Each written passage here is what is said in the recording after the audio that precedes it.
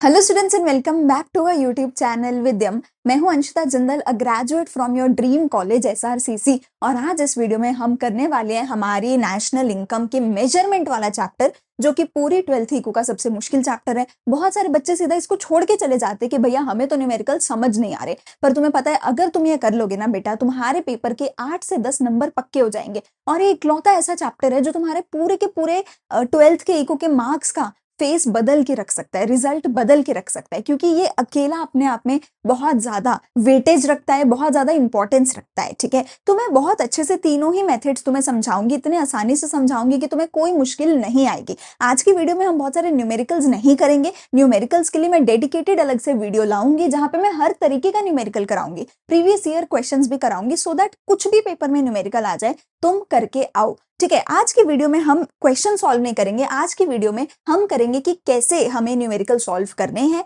हमें क्या क्या चीजें अलग अलग मेथड्स में दे रखी होंगी, क्या क्या चीजें हमें प्लस करनी है, क्या माइनस करना है, वो सारी चीजें एक एक करके आज की वीडियो में हम समझेंगे। ठीक है, तो वीडियो को करते हैं जी स्टार्ट। तो मैं हूं Anshita Jindal, I am also graduate from SRCC. I teach you eco and business on this channel. आपके जो संयम सर है अकाउंट्स के टीचर जो है, वो भी एसआरसीसी ग्रेजुएट है। He is also gold medalist from SRCC. He scored 100% अपनी क्लास 12th में and he was the state topper. तो जल्दी से जाके चैनल को सब्सक्राइब कर देना, क्योंकि 2 एसआरसीसी ग्रेजुएट्स आपको यहाँ पर पढ़ा रहे हैं। एंड अगर मेरे कोई भी नोट्स चाहिए, सारे नोट्स हम खुद अपने आप से टाइप करते हैं। ये सारे नोट्स आपको टेलीग्राम चैनल पे मिलेंगे। डेली एमसीक्यूज मैं पोस्ट करती हूँ व्हाट्सएप चैनल पे, वहां भी ज्वाइन करना। और अगर हमें फॉलो करना चाहते हो तो इंस्टाग्राम पे भी जरूर फॉलो करना। जल्दी से स्टार्ट करते हैं हमारे चैप्टर को। तो सबसे पहली चीज, नेशनल इनकम को फाइंड आउट करने के हमारे पास 3 मेथड्स होते हैं जो हम इस चैप्टर में पढ़ने वाले हैं। देखो, एक चीज ऑल्सो आई विल सजेस्ट कि बेटा अगर ये चैप्टर तक पहुंचे हो तो प्लीज मेक श्योर इसके पहले वाले तीनों chapter, circular flow, basic concepts वाला एंड जो थर्ड चैप्टर था हमारा नेशनल इनकम का, वो तीनों अच्छे से एक बार कवर कर लो। क्यों? क्योंकि सर्कुलर फ्लो अगर समझोगे तभी समझोगे कि ये 3 मेथड्स क्यों हैं। अगर दूसरा और तीसरा चैप्टर करोगे तब समझ आएगा डोमेस्टिक टेरिटरी क्या है, नॉर्मल रेजिडेंट क्या है, डेप्रिसिएशन क्या है, एनएफआईए क्या है, एनआईटी क्या है। देखो, काफी ऐसी चीजें हैं जो उन तीनों चैप्टर्स में हमने पढ़ी हैं। और प्लीज मेरा यही सजेशन रहेगा कि अगर ये चैप्टर कर रहे हो तो बहुत सारी ऐसी चीजें हैं जो आपको नहीं समझ आएंगी अगर वो तीनों चैप्टर नहीं करे। तो वो तीनों चैप्टर्स पहले कर लो। सारी प्लेलिस्ट का लिंक है बेटा डिस्क्रिप्शन में। सारे के सारे वन शॉट लेक्चर्स भी हैं, डिटेल लेक्चर्स भी हैं, आपको सब मिल जाएगा। पहले वो सुनो, तभी ये समझ आएगा, वरना वो नहीं सुना, वो नहीं याद किया, एनआईटी क्या है, एनएफआईए क्या है, वो नहीं समझा, तो ये चैप्टर करना मुश्किल है। और इस चैप्टर में अब हम ये नहीं पढ़ेंगे कि नेशनल इनकम क्या होती है। ठीक है, अब हम एग्रीगेट्स के बारे में नहीं पढ़ेंगे। अब हम ये नहीं पढ़ेंगे कि एनएफआईए को प्लस क्यों करना है, माइनस क्यों करना है, क्योंकि वो सब थर्ड चैप्टर में पढ़ चुके हैं। ठीक है, तो अगर एक क्वेश्चन आता है जिसमें आपको ये सोचना है कि एनआईटी, एनएफआईए, डेप्रिसिएशन, इनको प्लस करना है, ये माइनस करना है। अगर क्वेश्चन ये आता है कि एक एग्रीगेट जीडीपी एमपी से एनडीपीएफसी तक कैसे पहुंचना है, अगर ये चीजें हैं, वो मैं इस क्लास में नहीं बताने वाली हूँ, क्योंकि वो ऑलरेडी मैं थर्ड चैप्टर में करवा चुकी हूँ। और अगर वो नहीं आता तो ये चैप्टर करना बेकार है, दोनों बिल्कुल बेकार है। ठीक है, तो इसलिए प्लीज अगर इस चैप्टर पे पहुंचो, चैप्टर 1 2 3 कर लेना। एटलीस्ट चैप्टर 3 तो कंपल्सरी है, उसके बिना तो वीडियो बंद कर दो अभी के अभी। ठीक है, चलो अब शुरू करते हैं जी हमारी वीडियो को। ठीक है, अब हमारे चैप्टर को शुरू करते हैं। तो सबसे पहले आपने अगर सर्कुलर फ्लो वाला चैप्टर पढ़ा है तो बेटा सर्कुलर फ्लो ऑफ चैप्टर में, इनकम के चैप्टर में हम पढ़ते हैं कि सबसे पहले ना हम सामान को प्रोड्यूस करते हैं अपनी फैक्ट्रीज में। पर सामान फ्री में तो प्रोड्यूस नहीं हो सकता। प्रोड्यूस करने के लिए हमें कुछ फैक्टर्स ऑफ प्रोडक्शन की मदद चाहिए होती है, जो हाउस होल्ड हमें प्रोवाइड करवाते हैं। फैक्टर्स ऑफ प्रोडक्शन, ये जो फैक्टर्स ऑफ प्रोडक्शन है, ये अपनी फैक्टर सर्विसेज देती हैं। इनकी फैक्टर सर्विसेज की मदद से जो फैक्ट्री वाले प्रोड्यूसर्स होते हैं वो अपने सामान को प्रोड्यूस करते हैं। और वो प्रोडक्शन करने के बाद क्या करते हैं, सामान को बाजार में बेचते हैं। सामान को बाजार में बेच के जो भी पैसा आता है, वो पैसे को इनकम के फॉर्म में इन फैक्टर्स ऑफ प्रोडक्शन के बीच में बांट दिया जाता है। यानी सबसे पहले प्रोडक्शन होती है, जब प्रोडक्शन हो जाती है तो इनकम बांट दी जाती है इन सारे फैक्टर्स के बीच में। जब इनको इनका पैसा मिल जाता है तो ये अपने पैसे को बाजार में लेके जाते हैं और खर्च कर देते हैं। किसी को भी इनकम मिलती है तो वो जाके बाजार में खर्च कर देता है। सिंपल भाषा में बोला जाए, अगर 10 लाख करोड़ रुपए का सामान बना है, या चलो सिंपल बोले 10 लाख रुपए का अगर सामान बनाया गया है, तो बाजार में जाके सामान को बेच के कितना पैसा कमाया जाएगा, कितना पैसा आएगा बाजार में जाके सामान को बेच के? 10 लाख रुपए, क्योंकि 10 लाख का सामान बनाया है ना। और वो 10 लाख रुपए जो बाजार में सामान बेचकर हमने कमाए हैं, वो 10 लाख रुपए इन सबको बांट दिए जाएंगे इनकम की फॉर्म में। इनकम की कौन सी फॉर्म्स होती हैं? लैंड को रेंट मिलेगा, लेबर को वेजेस मिलेंगी, कैपिटल को इंटरेस्ट मिलेगा, एंटरप्रेन्योर को प्रॉफिट मिलेगा। अगर 10 लाख का सामान बिका तो वो जो भी पैसा आया वो सारा 10 का 10 लाख रुपए उनमें बांट दिया जाएगा जिनकी वजह से, जिनकी मदद से वो सामान बना। और ये जिन लोगों को पैसा मिला, ये सभी के सभी लोग अपने पैसे का क्या करेंगे? जब लोगों को पैसा मिला तो लोग अपने पैसे का क्या करेंगे? लोग अपने पैसे को बाजार में लेके जाएंगे और उस पैसे को खर्च करेंगे। कितना पैसा मिला उनको, कितना पैसा कमाया? 10 लाख रुपए, तो खर्च भी कितना करेंगे? 10 लाख रुपए। हम ये अज्यूम करके चलते हैं कि आप सेविंग नहीं कर रहे हो, जितना कमा रहे हो सारा खर्च कर रहे हो, ठीक है। तो 10 लाख का सामान बनाया, 10 लाख रुपए की इनकम हो गई और 10 लाख रुपए का ही खर्चा हो गया। सिंपल भाषा में, अगर 10 लाख रुपए का सामान बाजार में बिका है तो किसी ने तो खरीदा होगा, किसी ने तो खरीदा होगा। जिसने खरीदा होगा उसका एक्सपेंडिचर है ना। जिसने सामान बेचा है उसने सामान बेच के इनकम दे दी। तो सर्कुलर फ्लो वाली बात ही है कि सामान घूमता रहता है, पैसा इधर से उधर घूमता रहता है। पर समझने वाली बात यह है कि ये सारा का सारा पैसा बराबर होता है। 10 लाख का यहाँ पे, 10 लाख यहाँ पे, 10 लाख यहाँ पे, वो 10 का 10 ही रहेगा। तो नेशनल इनकम निकालने के 3 तरीके मुझे मिल गए। तो नेशनल इनकम निकालने के मुझे 3 तरीके मिल गए। पहला तरीका मेरा होता है वैल्यू एडेड, या फिर जिसको तुम प्रोडक्शन मेथड भी बोल सकते हो, जिसको तुम प्रोडक्शन मेथड भी बोल सकते हो। दूसरा मेरे पास होता है इनकम मेथड। तीसरा मेरे पास होता है एक्सपेंडिचर मेथड, जिसको इनकम डिस्पोजल मेथड भी बोला जाता है। ये तीनों मेथड से आप नेशनल इनकम या जीडीपी या कोई भी एक aggregate out of the 8 aggregates, कोई भी एक एग्रीगेट तुम तीनों मेथड से निकाल सकते हो और तीनों ही मेथड्स में सेम वैल्यू आपको मिलेगी। मैंने क्या बोला? क्या बोला मैंने? यहां भी 10 लाख, यहां भी 10 लाख और वहां भी 10 लाख। 10 लाख की वैल्यू सेम रहेगी तीनों ही स्टेजेस में। तो 3 तरीकों से नेशनल इनकम निकाल सकते हो। या तो ये निकाल लो कि कितना सामान प्रोड्यूस हुआ, या तो ये निकाल लो कि कितनी इनकम जनरेट हुई, या तो ये निकाल लो कि कितना एक्सपेंडिचर हुआ। 10 लाख का सामान प्रोड्यूस हुआ, 10 लाख की इनकम उनको दी गई फैक्टर्स को, और उन्होंने 10 लाख रुपए का ही खर्चा किया। तो चाहे मैं बोलूं नेशनल इनकम कितनी हुई, चाहे मैं बोलूं जीडीपी कितनी है, प्रोडक्शन कितनी हुई, चाहे मैं बोलूं टोटल एक्सपेंडिचर कितना हुआ, it means the same thing. क्या बोला मैंने? अभी के बाद, अभी इस पॉइंट ऑफ टाइम के बाद मैं बोलूं बेटा नेशनल इनकम कितनी है, या मैं बोलूं बेटा जी जीडीपी कितनी है, या मैं बोलूं बेटा जी एक्सपेंडिचर कितना है, वो टेक्निकली सेम ही मतलब माना जाएगा, क्योंकि जितना इनकम जनरेट हुआ उतना ही प्रोडक्शन हुआ, उतना ही खर्चा हुआ, वो सब सेम रहेगा। 3 स्टेप्स हैं, 3 स्टेजेस हैं सर्कुलर फ्लो की, 3 मेथड बन गए, तीनों में सेम वैल्यू है। सो वेदर आई से कितना इनकम आया, कितना जीडीपी, कितना प्रोडक्शन हुआ, कितना खर्चा हुआ, it means the same thing. And इनका न्यूमेरिकल वैल्यू भी सेम रहेगा। 10 लाख, 10 लाख, 10 लाख, या अगर करोड़ है तो 10 करोड़, 10 करोड़, 10 करोड़, सेम ही रहेगी। तीनों एक दूसरे के बराबर रहेंगे। अगर ये चीज समझ आ गई तो अब हमारा जो पूरे का पूरा चैप्टर है उसमें मुझे क्या करना है, 3 अलग अलग तरीके से नेशनल इनकम निकालनी है। या पेपर में 8 टोटल एग्रीगेट्स हमने पढ़े हैं ना, जीडीपी एमपी है ना, एनडीपी एमपी, एनएनपी एमपी, बहुत सारी चीजें 8 टोटल पड़े हैं ना। इन 8 में से कोई भी एक पेपर में दे सकता है कि भैया ये मुझे निकाल के बताओ। उन तीनों को निकालने के लिए आपको, उन सारे एग्रीगेट्स को निकालने के लिए 3 मेथड आपको टोटल मिलेंगे। क्वेश्चन आपको बताएगा कि तीनों में से कौन सा मेथड लगाना है। अगर क्वेश्चन ने नहीं बताया तो आपको अपने आप से फिगर आउट करना पड़ेगा कि कौन सा मेथड लगेगा, ठीक है। फिगर आउट कैसे करोगे? ऑन द बेसिस ऑफ कि क्या आइटम्स मुझे दे रखी हैं। इसके अंदर जो आइटम्स होंगी वो इनकम से रिलेटेड होंगी, इसके अंदर जो आइटम्स होंगी वो प्रोडक्शन से रिलेटेड होंगी, इसके अंदर जो आइटम्स होंगी वो एक्सपेंडिचर से रिलेटेड होंगी। फॉर एग्जाम्पल, अगर मैं तुम्हें बोलूं रॉ मटेरियल, क्या लगता है रॉ मटेरियल का यूज कहाँ पे होना चाहिए? इनकम के टाइम, खर्चे के टाइम, या प्रोडक्शन के टाइम? प्रोडक्शन के टाइम। तो वेरी हाई चांसेस है कि अगर रॉ मटेरियल दिया है तो उसका यहाँ पे काम होगा। अगर मैं बोलूं गवर्नमेंट का एक्सपेंडिचर, वो कहाँ पे आएगा? प्रोडक्शन के टाइम, इनकम के टाइम, या एक्सपेंडिचर के टाइम? एक्सपेंडिचर के टाइम। अगर मैं बोलूं रेंट, रेंट किस में आएगा? क्या रेंट एक्सपेंडिचर में आएगा, प्रोडक्शन में आएगा, इनकम में आएगा? इनकम में आएगा। क्यों? क्योंकि बेटा इनकम में तो हमें पढ़ा ही है ना, इनकम में तो हम पढ़ते आए हैं ना। इनकम किसको मिलती है? इनकम मिलती है 4 फैक्टर्स ऑफ प्रोडक्शन को। लैंड को मिलता है रेंट, लेबर को मिलती है वेजेस या सैलरीज, कैपिटल पे मिलता है इंटरेस्ट, एंटरप्रेन्योर को मिलता है प्रॉफिट। इनकम मेथड में तो यही चीजें आएंगी, इसके अलावा कुछ नहीं आएगा।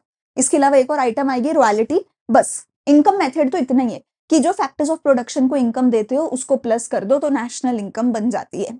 ठीक है, डोमेस्टिक इनकम बनती है, वो बात करेंगे आगे। ठीक है, बट अगर इनको प्लस कर दो तो काम हो जाता है। तो इनकम मेथड में अगर मैं बोलूं रेंट किस में आएगा, इसमें इंटरेस्ट, प्रॉफिट, है ना, वो सब इसमें आएगा। अगर मैं बोलूं हाउस होल्ड ने कितना एक्सपेंडिचर किया, एक्सपेंडिचर इसमें आएगा। फर्म्स ने कितना एक्सपेंडिचर किया, इसमें आएगा। तो सिंपल बात हो गई, खर्चे की बात हो रही है तो यहाँ पे प्रोडक्शन रिलेटेड बात हो रही है, कितना आउटपुट आया, कितना वैल्यू ऑफ आउटपुट है टोटल, ठीक है, वो यहाँ पे आएगा। कितना रॉ मटेरियल है वो यहाँ पे आएगा। सिंपल बात हो गई, प्रोडक्शन में आएगा। ठीक है जी, तो ऐसे 3 मेथड होंगे, तीनों की आइटम्स को आइडेंटिफाई करना होगा, आइडेंटिफाई करके प्लस माइनस करना होगा, काम खत्म हो जाएगा। चलो एक एक करके समझते हैं एक एक मेथड को। सबसे पहले प्रोडक्शन मेथड या फिर वैल्यू एडेड मेथड मेरे पास आता है। वैल्यू एडेड का क्या मतलब होता है? Value added refers to the addition. अब मैं जब भी कोई डेफिनेशन पढ़ूंगी, देखो मैंने जो भी अपने नोट्स बनाए हैं, मैंने नोट्स ऐसे बनाए हैं, पहले मैंने डेफिनेशन लिखी है हर एक मेथड में जो भी इंपॉर्टेंट डेफिनेशंस है, फिर मैंने फॉर्मूलाज बताए हैं,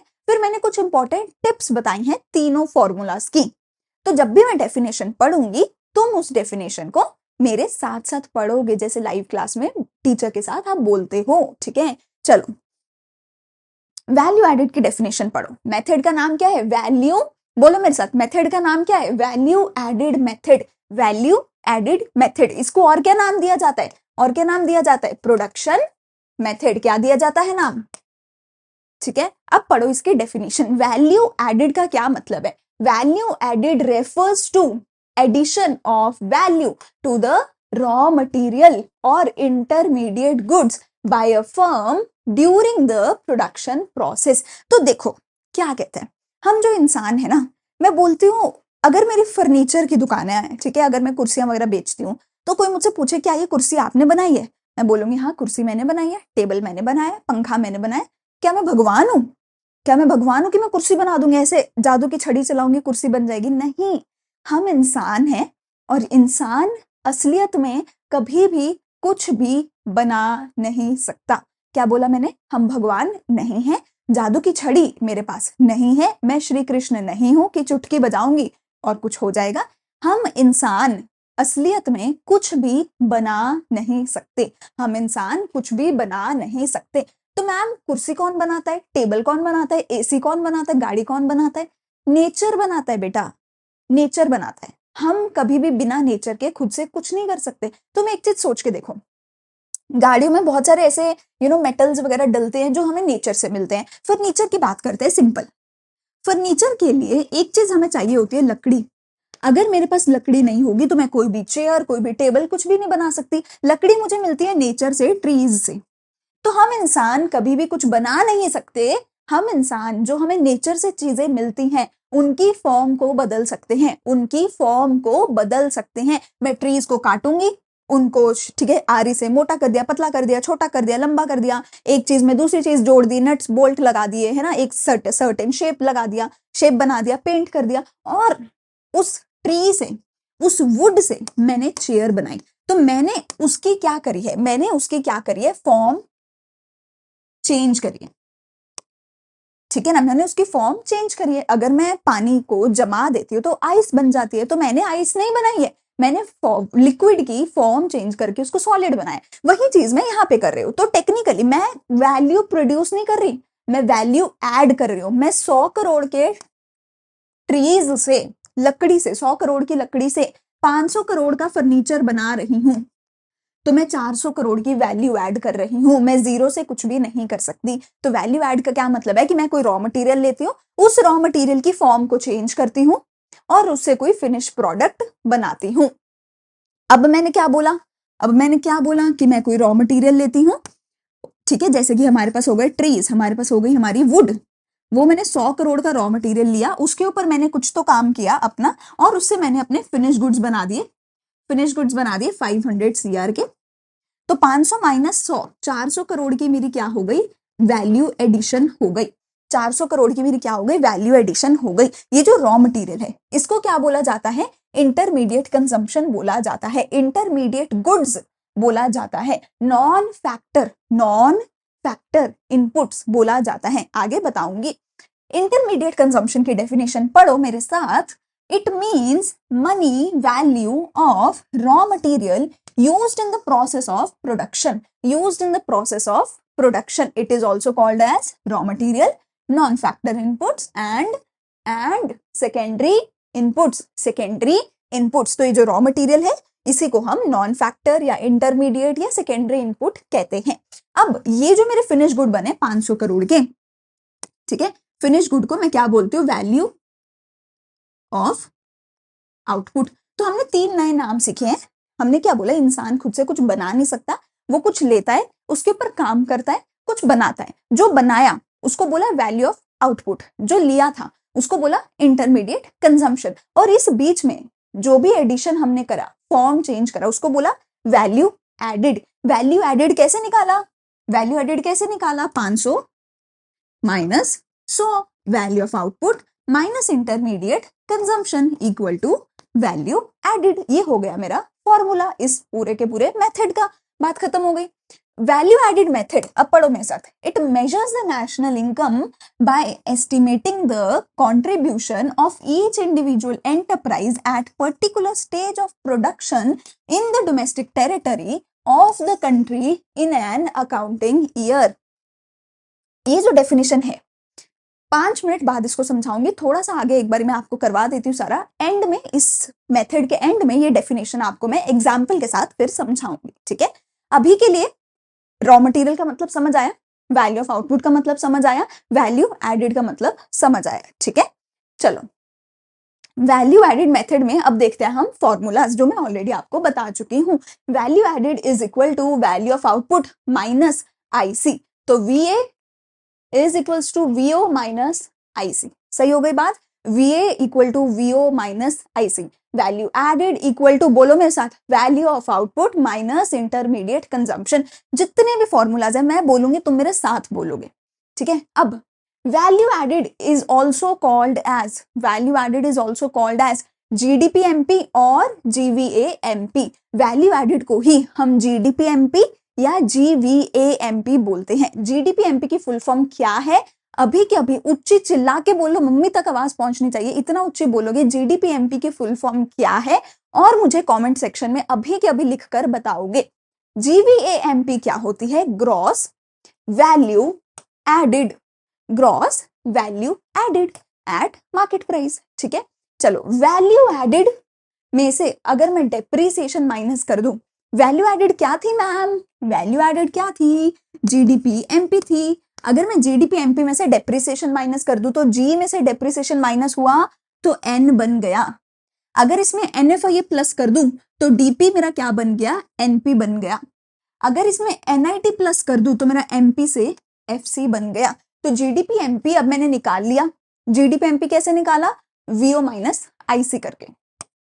GDP-MP is equals to VO minus IC, ठीक हो गई बात। अब GDP-MP से NNP-FC निकालना है, नेशनल इनकम निकालना है। कैसे निकाला, minus depreciation plus NFIA plus NIT।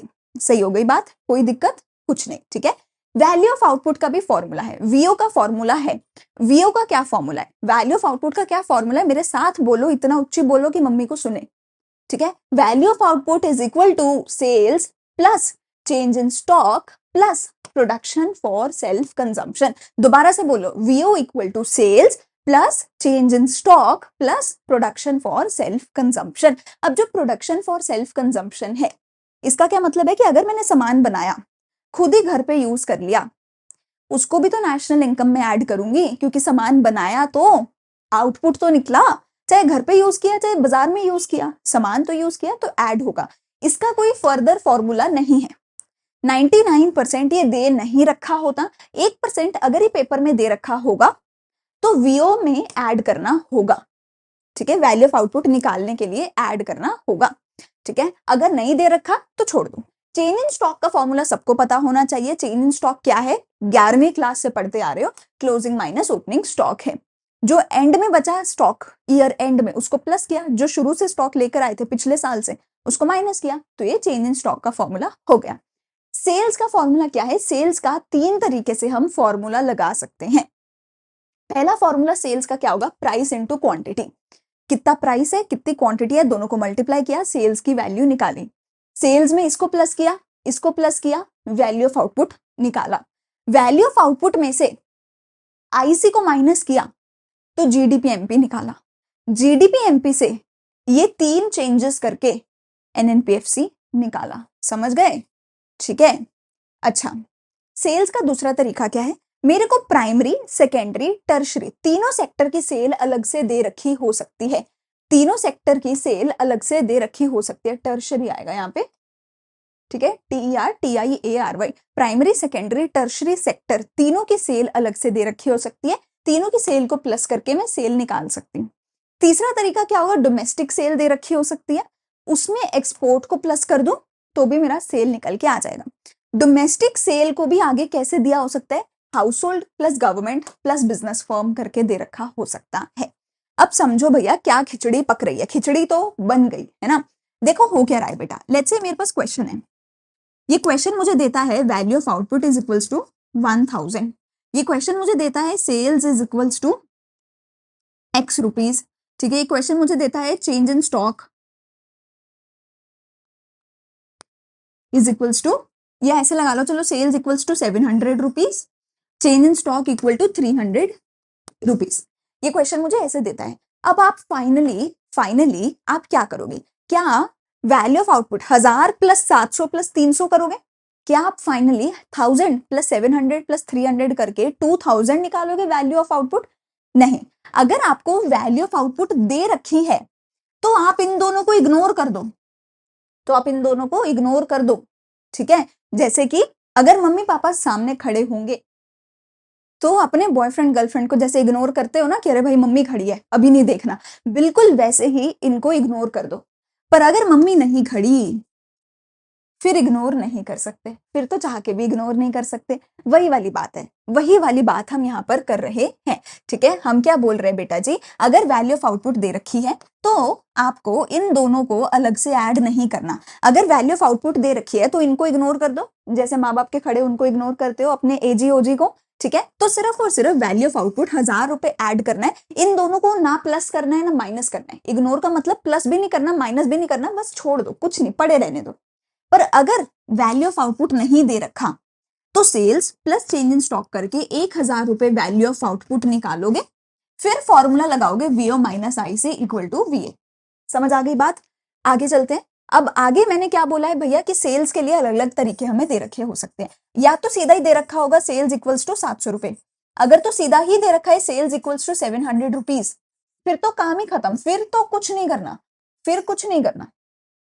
ठीक है, फिर कुछ नहीं करना, सीधा सेल्स इक्वल टू 700 को ऐड करके वैल्यू ऑफ आउटपुट निकालना है। अगर सेल्स 700 नहीं दे रखा, कैसे दे रखा होगा, प्राइस दे रखा होगा 10 रुपीज, क्वांटिटी दे रखी होगी 70, तो 70 इंटू 10 करके 100 निकाल दिया। दूसरा तरीका क्या होगा, दे रखा होगा sales of primary sector, secondary sector, tertiary sector, तीनों को प्लस करके फाइनल सेल्स की वैल्यू निकालोगे। और क्या दे रखा होगा, sales to business firms, sales to government. ठीक है, जैसे कि यहाँ पे हमने किया sales to household government, sales to business, sales to government, sales to household plus export, फिर इन चारों को प्लस करके सेल निकालोगे। अच्छा, हाउस होल्ड नहीं दे रखा, कोई बात नहीं, इन तीनों को प्लस करके सेल निकाल दो। पर अगर मुझे सीधा सेल दे रखा है, उसके साथ अलग से कुछ भी दे रखा है, एक दे रखा है टोटल सेल्स, एक दे रखा है एक्सपोर्ट, फिर आप एक्सपोर्ट को ऐड नहीं करोगे, फिर आप सीधा टोटल सेल 700 लिखोगे, बात खत्म। ठीक है। अच्छा, अगर वैल्यू ऑफ आउटपुट दे रखा है फिर सेल को भी ऐड नहीं करोगे।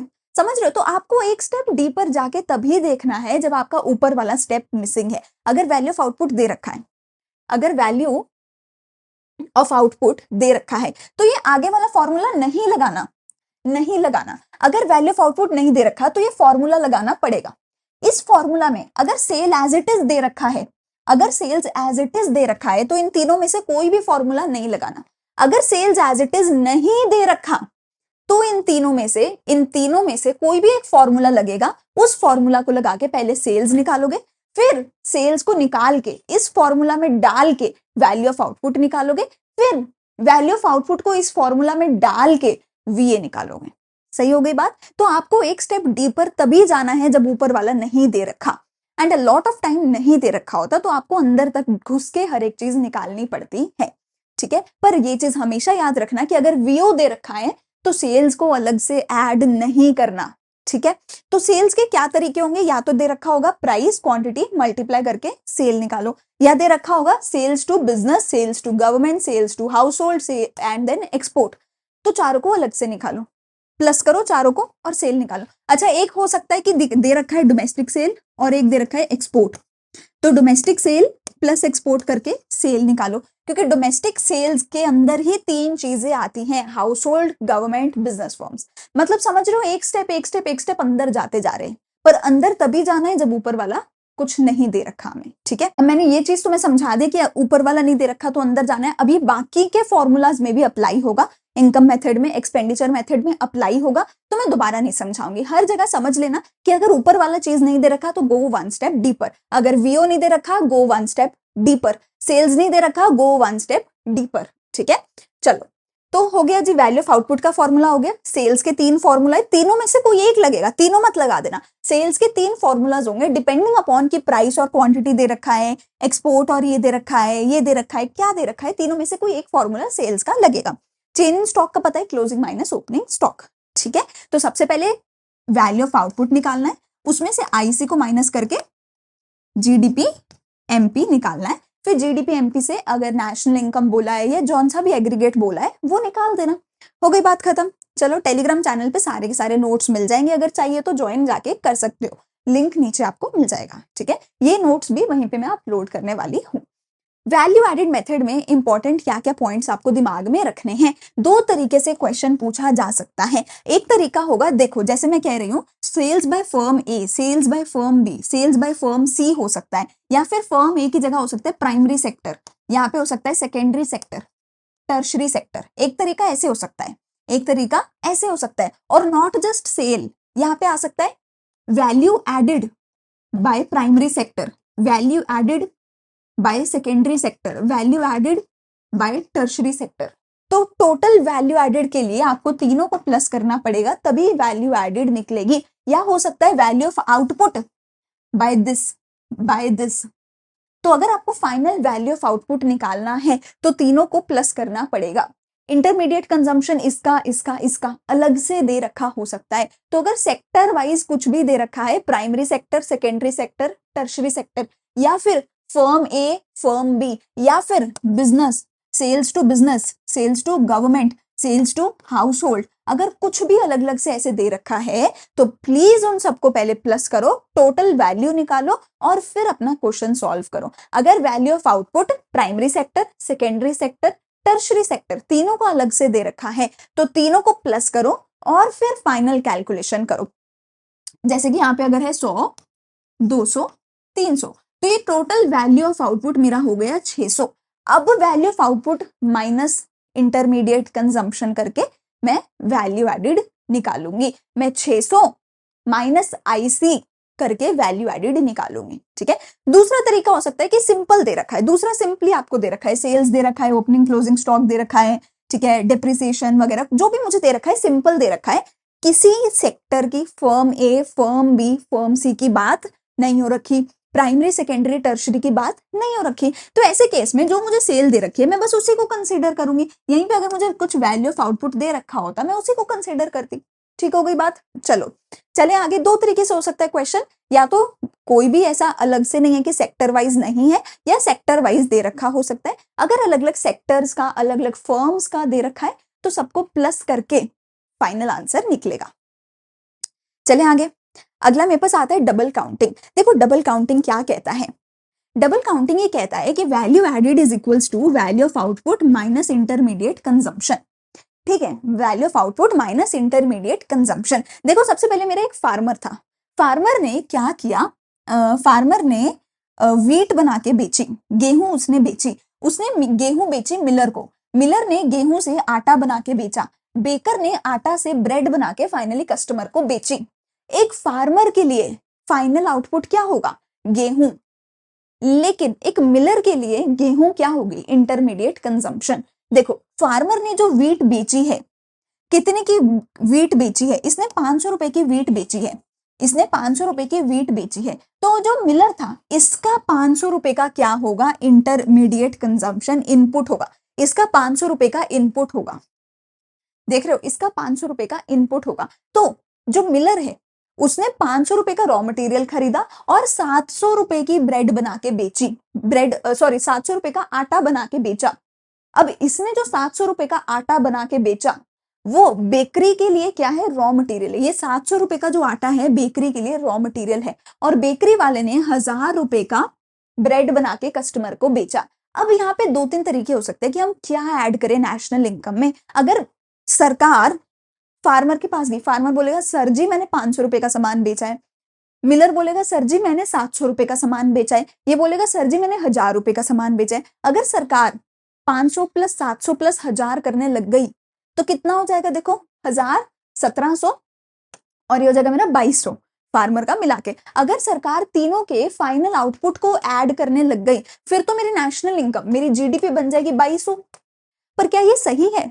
ये सही नहीं है, ये सही नहीं है, क्योंकि जो ये 1000 रुपए का बेच रहा है उसमें 500 रुपए का आटा भी तो लगा हुआ था, और इसने अलग से भी हमने आटा ऐड कर लिया 500 का, इसमें हमने फिर से ऐड कर लिया 500 रुपए का आटा। ये जो गेहूं है यहाँ पे भी 500 की गेहूं ऐड कर ली, यहाँ पे भी कर ली, 700 रुपए का आटा यहाँ भी ऐड कर लिया, यहाँ भी ऐड कर लिया। तो हम क्या कर रहे हैं, जो एक का आउटपुट है दूसरे का रॉ मटेरियल है, दूसरे का आउटपुट तीसरे का रॉ मटेरियल है, तो बार बार हम रॉ मटेरियल की वैल्यू ऐड करते जा रहे हैं, जो रेपिटेशन है, जो गलत है, हमें नहीं करनी है।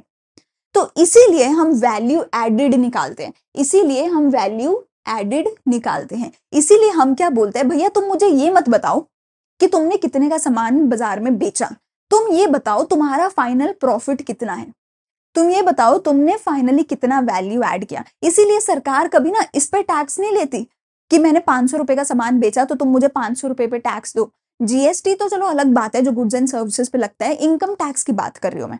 इनकम टैक्स किस पे लगता है, जो एक कंपनी ने फाइनल प्रॉफिट बनाया। अगर एक कंपनी ने 1000 करोड़ का सामान बेचा तो कंपनी 1000 करोड़ पे नहीं टैक्स देती, कंपनी टैक्स देती है उस 1000 करोड़ पे प्रॉफिट कितना हुआ। अगर कंपनी ने 1000 करोड़ का सामान बेचा और कंपनी को लॉस हुआ तो कंपनी टैक्स देगी ही नहीं, इनकम टैक्स नहीं देगी, प्रॉफिट पे टैक्स नहीं देगी, क्योंकि प्रॉफिट नहीं हुआ। तो सरकार आपका प्रॉफिट आपसे मांग रही है नेशनल इनकम में, जीडीपी में ऐड करने के लिए। तो वैल्यू एडेड हम निकालेंगे, कैसे निकालेंगे, वीओ माइनस आईसी करके। सोल्यूशन क्या है, डबल काउंटिंग को खत्म करने का सोल्यूशन क्या है, या तो तीनों का वैल्यू एडेड को प्लस कर दो, 500 प्लस 200 प्लस 300। देखो इसने 500 का आटा खरीदा, 500 की गेहूं खरीदी, 700 का आटा बनाया, 200 की वैल्यू ऐड करी, तो 500 प्लस 200 प्लस 300, 1000 रुपए का वैल्यू एडिशन हुआ। एक तरीका तो ये कि हर स्टेप पे वैल्यू एडेड को प्लस करो और फिर ऐड करो। दूसरा तरीका क्या है कि कंज्यूमर को जितने में सामान बेचा गया, 1000 रुपए में सामान बेचा गया, तो कंज्यूमर को जितने में सामान बेचा गया सिर्फ उस चीज की वैल्यू को जो है टोटल करके अपनी नेशनल इनकम या जीडीपी में ऐड करो। तो तरीका क्या है, या तो जो फाइनली कंज्यूमर को जितने पे बेचा गया, फाइनल आउटपुट 1000 रुपए, सिर्फ वो 1000 रुपए ऐड कर लो, या तीनों स्टेप्स पे वैल्यू एडेड निकालो वीओ माइनस आईसी करके, और तीनों स्टेप्स की वैल्यू एडेड भी देखो 1000 रुपए ही आई है, और उसको नेशनल इनकम में ऐड कर दो। ये तो हो गई जी हमारे डबल काउंटिंग का सोल्यूशन। अब चलते हैं इनकम मेथड पे। अब मैंने यहाँ तक तुम्हें बहुत अच्छे से बता दिया बेटा कि जो ऊपर वाली चीज है अगर वो नहीं दे रखी तो उसके अंदर जाओ, अंदर वाली नई चीज दे रखी तो और अंदर जाओ। अगर वैल्यू ऑफ आउटपुट नहीं दे रखा तो sales plus change in stock का फॉर्मूला लगाओ, सेल्स नहीं दे रखा तो उसके अंदर जाओ। पर अगर वैल्यू ऑफ आउटपुट दे रखा है तो सेल्स को अलग से ऐड नहीं करोगे। इस चीज को याद रखना, सारे मेथड्स में ये अप्लाई होगा। इनकम मेथड सिंपल है, जो भी मेरे चारों फैक्टर्स ऑफ प्रोडक्शन हैं अगर मैं उन चारों की इनकम को ऐड कर दूं तो मेरा इनकम मेथड का डोमेस्टिक इनकम निकल के आ जाएगा। मेरे साथ डेफिनेशन पढ़ो। According to this method all the incomes that accrue to the factors of production by the way of wages, profits, rent, interest, etc. are summed up to obtain the national income. Factors of production की सारी income को अगर मैं add कर दूं तो मेरा क्या बन जाएगा, इनकम मेथड बन जाएगा। अच्छा, मेरी क्या कहते हैं वैल्यू एडेड मेथड की डेफिनेशन समझानी रह गई। तो उसकी डेफिनेशन में हमने यही बोला था कि जितने भी मेरे सेक्टर्स हैं इन सारे सेक्टर्स ने जो वैल्यू निकाली है प्राइमरी, सेकेंडरी, टर्शरी, तीनों सेक्टर्स ने जो वैल्यू एडेड निकाली है उसको टोटल करो इस मेथड में। यही देखो यहाँ पे बोला गया था। कहाँ गई डेफिनेशन? हाँ देखो, measure the national income by contribution of each individual enterprise at that particular stage of production. हर पर्टिकुलर स्टेज ऑफ प्रोडक्शन पे जो भी वैल्यू एडेड आ रही है, देखो, measures the national income by estimating the contribution of each individual enterprise. हर एक एंटरप्राइज ने इंडिविजुअली कितना कंट्रीब्यूट किया था, वैल्यू ऐड किया था, है ना। हर स्टेज पे उसको ऐड करो और फिर उसको नेशनल इनकम में ऐड करो, उससे नेशनल इनकम निकालो। डबल काउंटिंग में जो हमने चीज पढ़ी कि सारी हर एक स्टेज पे, प्राइमरी, सेकेंडरी, टर्शरी, हर स्टेज पे सिर्फ जो वैल्यू ऐड हुई है, जो एक्स्ट्रा कंट्रीब्यूशन हुई है, उसको वैल्यू एडेड बोला जाता है। ठीक है बात? चले वापस इनकम मेथड पे। तो इनकम मेथड की हमारी समझ आ गई कि फैक्टर्स ऑफ प्रोडक्शन की इनकम को हम ऐड कर देंगे। जब सारी इनकम को ऐड कर देंगे, फैक्टर इनकम को सबको ऐड कर देंगे, तो क्या बनेगा? डोमेस्टिक इनकम बनेगा। डोमेस्टिक इनकम कौन सा एग्रीगेट होता है? NDP at FC. NDP at FC. सबसे पहले आती है कि हमारी लेबर को क्या मिलती है? वेजेस या सैलरीज। जो लेबर को हम पे करते हैं उसको क्या बोला जाता है? Compensation of employees. Compensation of employees refers to the sum total of remuneration paid to the employees by the employers for rendering the productive या factor services। ठीक है। रेंट क्या है? लैंड को, बिल्डिंग को दिया जाता है रेंट। ठीक है। रॉयल्टी में समझाती हूँ अभी। इंटरेस्ट क्या है? Refers to the amount received by lending the funds. मैं अगर अपना पैसा ब्याज पे दूंगी, बदले में इंटरेस्ट मिलता है कैपिटल पे। Profit is the reward to the entrepreneur for his contribution to the production of goods and services. तो वही प्रॉफिट, इंटरेस्ट, रेंट और सैलरी एंड वेजेस, चारों फैक्टर्स ऑफ प्रोडक्शन की हो गई। अगर इन सारी इनकम को मैं ऐड कर दूं तो डोमेस्टिक इनकम बनती है। इसमें एक और चीज मेरे पास आती है, रॉयल्टी। कहाँ गई? रॉयल्टी। तो बेटा अगर मेरे पास कोई इंटेलेक्चुअल प्रॉपर्टी का राइट है, या किसी माइंस की मैं ओनर हूं, या मैं किसी किताब की, किसी गाने की, किसी लिरिक्स की, है ना, अगर मैं ओनर हूं, इंटेलेक्चुअल प्रॉपर्टी राइट है अगर मेरे पास कोई, और अगर तुम मेरे गाने को यूज करोगे तो तुम्हें मुझे पेमेंट करनी पड़ेगी। उस पेमेंट को रॉयल्टी बोला जाता है। जैसे कि अगर मैं यूट्यूब पे कोई भी वीडियो डालती हूँ और उस वीडियो में अगर अरिजीत सिंह का कोई गाना है, तो उस वीडियो का पैसा मुझे नहीं मिलेगा। उस वीडियो का पैसा मुझे किसको देना पड़ेगा? अरिजीत सिंह को देना पड़ेगा, क्योंकि वो गाना उनका था जो मैंने यूज किया, उस पर उनका राइट था, और ये जो पैसा मैंने उनको दिया है उनका गाना यूज करने के बदले में, उस पैसे को क्या बोला जाएगा? रॉयल्टी बोला जाएगा। तो अगर मैंने आपकी किताब को यूज किया है तो मुझे आपको पेमेंट करनी पड़ेगी आपकी किताब को यूज करने के बदले में, उस पेमेंट को रॉयल्टी बोला जाएगा। तो कोई भी अगर राइट है आपके पास, आपकी ओनरशिप है अगर किसी चीज पे, आर्टिस्टिक चीज पे, किसी माइंस पे, और अगर मुझे उस जगह पे जाके माइनिंग करनी है, वो माइन आपकी है, तो मुझे आपको रॉयल्टी देनी पड़ेगी। ठीक है। मिक्स्ड इनकम क्या होती है? देखो, जो प्रोफेशनल्स होते हैं, जैसे कि डॉक्टर है जो अपने घर से ही एक क्लिनिक चला रहा है, अब वो अपने घर से ही क्लिनिक चला रहा है तो अपने घर का खुद को रेंट तो दे नहीं रहा होगा, है ना, खुद ही पेशेंट्स को देख रहा है, तो प्रॉफिट भी खुद ही ले रहा होगा, सैलरी भी खुद ही ले रहा होगा। पैसा अगर किसी से ब्याज पे नहीं लिया, अपना ही पैसा लगाया है, तो पैसे का इंटरेस्ट भी खुद ही ले रहा होगा। तो अ लॉट ऑफ टाइम्स क्या होता है ना कि हम, अब जैसे मैं घर पे बैठ के ही अपना वर्क फ्रॉम होम करती हूँ, यूट्यूब वीडियोस बनाती हूँ, तो मेरा घर, मेरा लैंड है जिसका मैं रेंट पे नहीं कर रही, मैं ही ओनर भी हूँ और मैं ही टीचर भी हूँ, तो सैलरी भी मेरी ही है, प्रॉफिट भी मेरा ही है। जो भी पैसा आ रहा है, अब मैं उस पैसे को प्रॉफिट बोलूँ या सैलरी बोलूँ, बात तो एक ही हो जाएगी, क्योंकि मेरा ही है सब कुछ। तो ऐसे केस में बेटा मैं अपनी सैलरी, अपने प्रॉफिट, अपने रेंट, अपने इंटरेस्ट को बाइफरकेट नहीं कर सकती, और जब मैं इन सबको बाइफरकेट, डिफरेंशिएट नहीं कर सकती, तो मैं इसको बोल देती हूँ मिक्स्ड इनकम। तो मैं इसको क्या बोल देती हूँ? Mixed income. समझ आ गई? जैसे कि फार्मर, बार्बर, अगर मेरा खुद का ही सैलून शॉप है, सैलून है, मेरा खुद का पार्लर है, मेरा खुद का रेस्टोरेंट है, मैंने ही पैसा लगाया, मेरा ही घर है, मेरा ही लैंड है, ओनर भी मैं ही हूँ और काम भी मैं ही कर रही हूँ, एज एन एम्प्लॉय काम भी मैं ही कर रही हूँ, ठीक है ना। तो उस केस में मैं बाइफरकेट नहीं कर सकती, तो उसको मैं क्या बोल दूंगी? मिक्स्ड इनकम बोलूंगी। It is the income generated by the own account workers, जो अपने खुद के बिजनेस में खुद ही काम कर रहे हैं, उनकी इनकम को मिक्स्ड इनकम बोला जाता है। और इसको भी इस इनकम मेथड में हम ऐड करते हैं। तो इनकम मेथड में हम एनडीपीएफसी निकालते हैं, डोमेस्टिक इनकम निकालते हैं। कैसे निकालते हैं? रेंट, इंटरेस्ट, प्रॉफिट और सैलरी वेजेस, इनको ऐड कर दिया, साथ में रॉयल्टी को ऐड कर दिया, साथ में मिक्स्ड इनकम को ऐड कर दिया।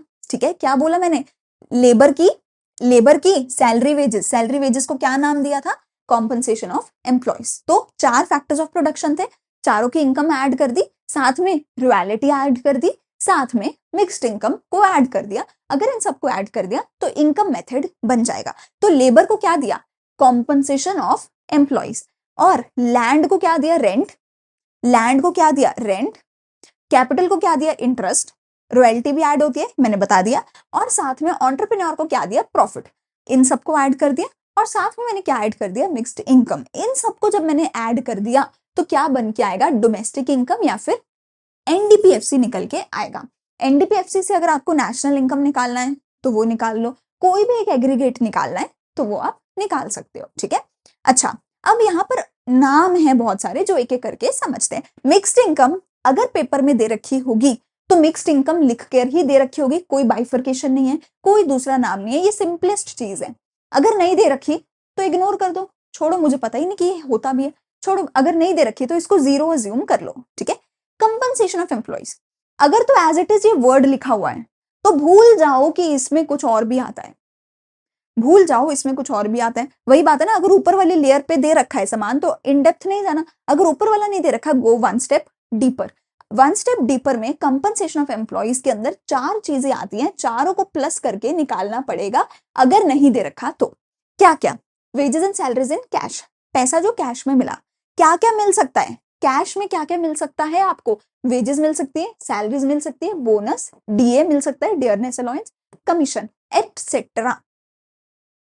तो आपको पैसे की फॉर्म में अगर कोई भी पेमेंट हो रखी है उन सारी पेमेंट्स को प्लस करो और निकालो wages and salary in cash. Wages and salary in cash को इन सब में प्लस करो और निकालो कॉम्पनसेशन ऑफ एम्प्लॉइज। दूसरा क्या है, wages and salaries in kind.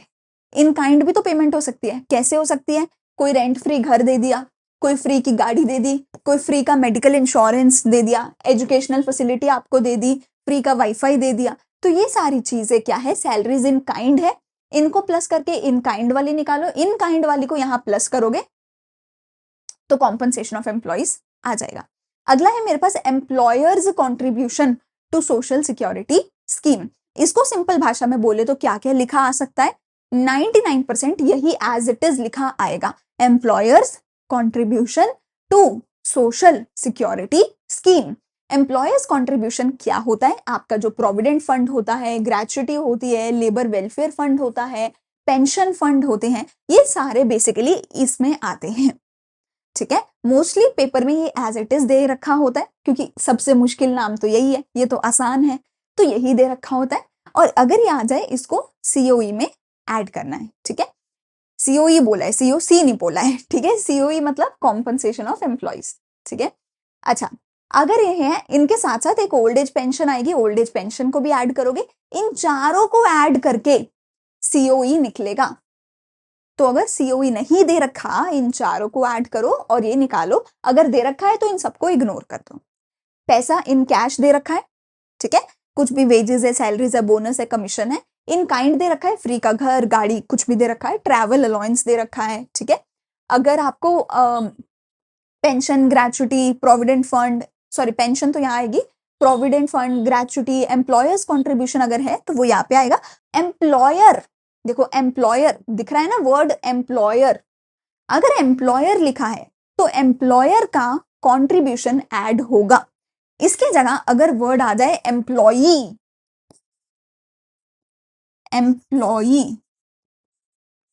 ठीक है, एम्प्लॉई कौन होता है, जो नौकर है, जो नौकरी कर रहा है। एम्प्लॉयर कौन होता है, जो मालिक है, बॉस है। तो एम्प्लॉयर कंट्रीब्यूशन ऐड होगा। एम्प्लॉइज कंट्रीब्यूशन को इग्नोर कर देना ये एक प्रिकॉशन है, इसको ऐड नहीं करना है। अ लॉट ऑफ टाइम्स ये दे रखा होता है, बच्चे कंफ्यूज हो जाते हैं, एक छोटा सा तो अक्षर है ना, कैसे समझोगे। तो इसको अगर एम्प्लॉइज कंट्रीब्यूशन अगर बाई चांस लिख कर आ जाता है तो वो ऐड नहीं होगा। अगर एम्प्लॉयर कंट्रीब्यूशन आता है तो वो 100% ऐड होगा। ठीक है, आगे चलते हैं। दूसरा मेरे पास वर्ड है ऑपरेटिंग सरप्लस। अगर operating surplus as it is लिखा हुआ है, मोस्ट ऑफ द टाइम लिखा भी होता है, उसको ऐड कर दिया जाए। अगर ये नहीं दे रखा तो दे रखा हो सकता है income from property, plus income from entrepreneurship, इन दोनों को प्लस कर दो, ऑपरेटिंग सरप्लस निकल जाएगा। अगर ये दोनों भी नहीं दे रखे तो आपको चार चीजें ढूंढनी पड़ेंगी ऑपरेटिंग सरप्लस निकालने के लिए। क्या क्या? Rent, interest, royalty, profit. चारों को ढूंढो, चारों को प्लस करो, ऑपरेटिंग सरप्लस निकालो। तो अगर तो ये चारों हैं, इनको प्लस करो, ऑपरेटिंग सरप्लस निकालो। चार में से कोई तीन दे रखे हैं तो अभी तीनों को ऐड करो, चौथे को जीरो अज्यूम कर लो, ऑपरेटिंग सरप्लस निकालो। अगर ये income from property, income from entrepreneurship अगर ये दे रखा है तो इन दोनों को प्लस करो, ऑपरेटिंग सरप्लस निकालो। ठीक है, चलो mixed income as it is है, हो गई बात। एक सबसे इंपॉर्टेंट चीज और मेरे पास है कि प्रॉफिट का भी आगे एक फॉर्मूला है, प्रॉफिट निकालने का एक फॉर्मूला है। तो अगर ऑपरेटिंग सरप्लस दे रखा है और प्रॉफिट भी दे रखा है तो प्रॉफिट को इग्नोर मारो, ऑपरेटिंग सरप्लस को ऐड करो, बात खत्म। अगर ऑपरेटिंग सरप्लस नहीं दे रखा तो प्रॉफिट को ढूंढो। अगर प्रॉफिट नहीं दे रखा उसकी जगह क्या दिया हो सकता है? Corporate tax, dividend, retained earnings. इन तीनों को प्लस करो और फिर प्रॉफिट निकालें। इन तीनों को प्लस करो और फिर प्रॉफिट निकालो और फिर प्रॉफिट से ऑपरेटिंग सरप्लस निकालो। तो प्रॉफिट का क्या फॉर्मूला है? और ये बहुत बार क्वेश्चन में दे रखा होता है कि प्रॉफिट नहीं दिया हुआ, उसकी जगह corporate tax, corporate profit tax भी लिखा आता है, डिविडेंड आ जाता है। ठीक है, या फिर डिविडेंड को हम क्या बोलते हैं? डिविडेंड को हम बोलते हैं डिविजिबल प्रॉफिट। ठीक है, और रिटेन्ड अर्निंग्स। ठीक है, इन तीनों को प्लस करोगे तो आपका प्रॉफिट का फॉर्मूला बन जाएगा। चले आगे, हो गया इनकम मेथड। एक्सपेंडिचर मेथड मेरा आखिरी फाइनल मेथड। एक्सपेंडिचर मेथड देखो क्या कहता है कि जितने भी टोटल टाइप्स ऑफ एक्सपेंडिचर हैं उन सबको प्लस कर दो तो एक्सपेंडिचर मेथड से आपका निकल के आ जाएगा नेशनल इनकम भी। ठीक है, एक्सपेंडिचर मेथड में किस किस का खर्चा होगा? या तो एक हाउस होल्ड का होगा। ठीक है, अब आप सोच के देखो, हमारे चार सेक्टर्स ऑफ इकोनॉमी होते हैं। फिर से पहले चैप्टर में हम पढ़ते थे, अगर वो नहीं किया तो ये नहीं समझ आएगा। चार सेक्टर्स होते हैं, पहले चैप्टर में पढ़ते थे, house hold, firms, government, foreign sector. ये चारों ही सेक्टर खर्चा करेंगे, तो इन चारों ही सेक्टर के अगर मैं खर्चे को ऐड कर दूं तो एक्सपेंडिचर मेथड बन जाएगा। हाउस होल्ड, फर्म्स, गवर्नमेंट और फॉरेन सेक्टर, इन चारों के खर्चे को ऐड कर दो, एक्सपेंडिचर मेथड बन जाएगा। ठीक है मेरा, देखो अब पढ़ो डेफिनेशन मेरे साथ। According to this method the final expenditure incurred by the households, the business firms, governments and foreigners are summed up to obtain the national income. अगर हम इन सब के, चारों ही सेक्टर्स के, household, firms, government and foreigners, सबके खर्चे को ऐड कर दे तो एक्सपेंडिचर मेथड मेरा बन के आ जाएगा। टोटल जो एक्सपेंडिचर है उसको हम कौन सा एग्रीगेट बोलते हैं? जीडीपी एमपी बोलते हैं। अच्छा दोबारा से एक बार पीछे जाओ, रिवाइंड करो। वैल्यू एडेड या प्रोडक्शन मेथड में क्या फॉर्मूला होता था? Value added is equals to VO minus IC. जो वीए था, वैल्यू एडेड था, वो कौन सा एग्रीगेट था? वो भी जीडीपीएमपी था। तो टोटल वैल्यू एडेड भी जीडीपीएमपी है और टोटल एक्सपेंडिचर भी जीडीपीएमपी के बराबर होता है। ठीक हो गई बात। डोमेस्टिक इनकम जो इनकम मेथड में निकालते हैं वो एनडीपीएफसी के बराबर होती थी। ठीक हो गई बात। चलो, प्राइवेट फाइनल कंजम्पशन एक्सपेंडिचर। देखो अब मैंने क्या बोला बेटा आपको, चारों सेक्टर्स हैं, चारों का एक्सपेंडिचर को, खर्चे को प्लस कर दो तो टोटल खर्चा बनेगा। तो जो हाउस होल्ड का खर्चा होता है उसको क्या बोला जाता है? प्राइवेट। प्राइवेट लोगों का है भैया, घर वालों का है, प्राइवेट है हमारा खर्चा। Private final consumption expenditure, short form में बात करूंगी मैं, आगे जितनी भी बात करूंगी भैया बहुत बड़ा नाम है, मेरे से तो नहीं बोला जाएगा इतनी बार। पीएफसीई जो हाउस होल्ड ने करा उसको क्या बोला? Private final consumption expenditure, PFCE. जो गवर्नमेंट ने करा उसको क्या बोला? Government final consumption expenditure, GFCE. ठीक है, जो कंपनीज ने, बिजनेस फर्म्स ने करा उसको क्या बोला जाएगा? GDCF, gross domestic capital formation, gross domestic capital formation. और लास्ट तो मेरा फॉरेनर्स का क्या है? Net exports, net exports. ठीक है, अच्छा तो private final consumption expenditure PFCE plus GFCE plus GDCF plus net exports. अगर मैं इन चारों को प्लस कर दूं तो टोटल एक्सपेंडिचर यानी कि जीडीपीएमपी निकल आएगा। तो पीएफसीई कैसे निकलेगा? Expenditure incurred by the households and the private non profit institutions serving the households on all type of consumer goods, that is durable, semi durable, non durable and services। ठीक है, तो पीएफसीई जो है बेटा, जो भी हाउस होल्ड है, आपके और मेरे जैसे हाउस होल्ड है, ये एनपीओस या एनजीओस जो होते हैं एनजीओज भी हाउस होल्ड्स के लिए ही तो काम करते हैं ना, जनता के लिए काम करते हैं, तो जनता ने खर्चा किया या इन एनजीओज ने जनता के लिए खर्चा किया, इसको सारे को ही आप PFCE में ऐड करोगे। हम खर्चा किस पे करेंगे, या तो ड्यूरेबल गुड्स ले ली जो कई साल तक चलेंगी, गाड़ी, फर्नीचर, ठीक है, AC, ठीक है, ये सारी। सेमी ड्यूरेबल ले ली जैसे कि कपड़े जूते जो 1-2 साल चलेंगे। नॉन ड्यूरेबल ले ली जैसे कि स्टेशनरी, खाना यूज करते खत्म हो गया। सर्विसेज जैसे कि टीचिंग की, डॉक्टर की सर्विसेज। तो हम जो हाउस होल्ड्स हैं इन चारों चीजों पे खर्चा करेंगे। इन चारों चीजों का जो खर्चा है वो PFCE में आएगा। 99% PFCE एज इट इज लिखा आता है, कोई बाइफर्केशन नहीं आती है। अगर आएगी तो इनको प्लस करोगे, PFCE निकालोगे। गवर्नमेंट का भी एज इट इज आता है, कोई बाइफर्केशन नहीं आती है। गवर्नमेंट फाइनल कंजम्पशन एक्सपेंडिचर, ठीक है, जो भी गवर्नमेंट ने खर्चा किया है, गवर्नमेंट किस पे खर्चा करती है, डिफेंस, लॉ, ऑर्डर, एजुकेशन, इस पे। अच्छा, नेट एक्सपोर्ट का मतलब क्या है, difference between the export and imports of the country. ठीक हो गई बात, हमने जो इम्पोर्ट्स करे और हमने जो एक्सपोर्ट्स करे उनका जो डिफरेंस है नेट एक्सपोर्ट आएगा। एक्सपोर्ट को X बोला जाता है, इम्पोर्ट को M बोला जाता है, तो X - M इसको हम बोलते हैं। ठीक है, ये है हमारी सबसे इंपॉर्टेंट चीज जो हमारे पूरे एक्सपेंडिचर मेथड को बहुत ज्यादा मुश्किल बना देती है। अभी तक मैंने क्या बोला, प्राइवेट फाइनल कंजम्पशन एक्सपेंडिचर उसको C लिखा जाएगा, गवर्नमेंट फाइनल कंजम्पशन एक्सपेंडिचर उसको I लिखा जाएगा, बिजनेस का जो फाइनल एक्सपेंडिचर होता है उसको I लिखा जाता है, और नेट एक्सपोर्ट्स को X - M लिखा जाता है। तो C + I + D + X - M, ये मेरा एक्सपेंडिचर मेथड का फॉर्मूला है जिसके अंडर मैं GDP-MP निकालती। C + I + D + X - M = GDP-MP। मेरे साथ बोलो ऐसे ही बहुत तेजी से, C + I + D + X - M = GDP-MP, C + I + D + X - M = GDP-MP। बहुत बढ़िया। ठीक है, अगर नहीं हुआ तो एक बार रिवाइंड करके दोबारा मेरे साथ बोलो, थोड़ा सा पीछे कर लेना 1 सेकंड, ठीक है, 10 सेकंड वीडियो को, और दोबारा से बोलो C + I + D + X - M = GDP-MP। जैसे मैं बिना देखे एक ही लय में बोल पा रही हूँ, आपको भी बोलना पड़ेगा, इसको याद करना जरूरी है। कंज्यूमर्स का हो गया, हाउस होल्ड का, गवर्नमेंट का, एक्सपोर्ट इंपोर्ट का। इसकी बात करते हैं, इसको बोला क्या जाता है, सबसे पहले इसका नाम ही बड़ा मुश्किल है, gross domestic capital formation, GDCF, gross investment भी बोला जाता है। ठीक है, ये क्या है कि हमारी बेसिक सिंपल लैंग्वेज में बोला जाए तो बिजनेस फर्म्स ने जितना भी खर्चा किया उसको GDCF में काउंट किया जाता है। ठीक हो गई बात, उसको बोला जाता है ग्रॉस डोमेस्टिक कैपिटल फॉर्मेशन। इसके 2 हिस्से होते हैं, फिक्स्ड वाला और इन्वेंट्री वाला। अब बिजनेस 2 तरीके के खर्चे करते हैं भैया, चैप्टर 2 में भी पढ़ा था।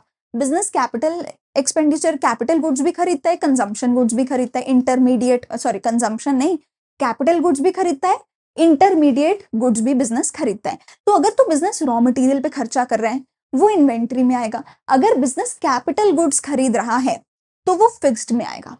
ठीक है, तो वो फिक्स्ड कैपिटल फॉर्मेशन में आएगा।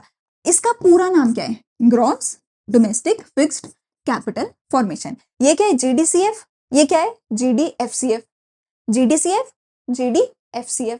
तो सिंगल वर्ड का फर्क पड़ जाता है, सिंगल वर्ड का फर्क पड़ जाता है। अगर क्वेश्चन में GDCF दिया है तो इनको अलग से ऐड नहीं करने का है रे बाबा, लेकिन अगर क्वेश्चन में GDFCF दे रखा है तो इन दोनों को ऐड करोगे। अगर ये नहीं दे रखा, इन दोनों को ऐड करोगे और फिर ये निकालोगे। तो तुम्हारी नजर को भैया बहुत ज्यादा अटेंशन टू डिटेल देनी पड़ेगी कि GDCF लिखा है या GDFCF लिखा है। ठीक है जी, ये GDFCF लिखा है। ठीक है जी, तो GDCF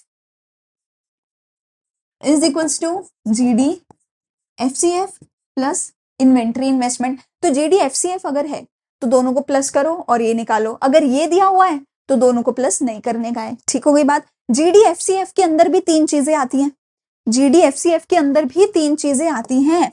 अगर तो GDCF दिया है लेयर 1 तो लेयर 2 और लेयर 3 पे नहीं जाना, लेयर 1 नहीं दे रखा, go to layer number 2, layer 2 GDFCF भी अगर नहीं दे रखा, गो टू लेयर नंबर 3।